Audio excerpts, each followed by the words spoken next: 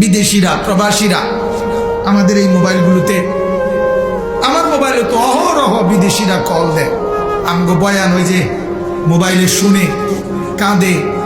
তো বলে, আজকেও এক লোক কাইদা বলছে যে হুজুর বাড়িতে সবার কাছে বলতে পারি না যে কি কষ্টে আছি, কি পেরেশানিতে আছি, কি অস্থিরতায় আছি জিন্দিগিটা। এজন্য বাজান খাস করে ওই লোক দোয়া চাইছে আজকে, হুজুর আমরা প্রবাসীদের জন্য। উনি অনেক ভালো লাগছে আমার একটা কথাই, ওই লোকটা আজকে দুপুরে মানে 5-7 বার কইছে এই কথাটা, হুজুর আমরা প্রবাসীদের জন্য একটু দোয়া করেন।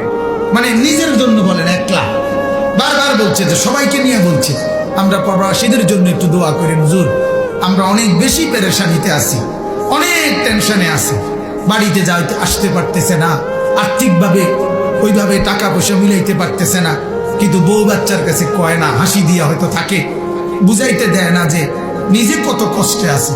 আর এটা তো নিয়মও।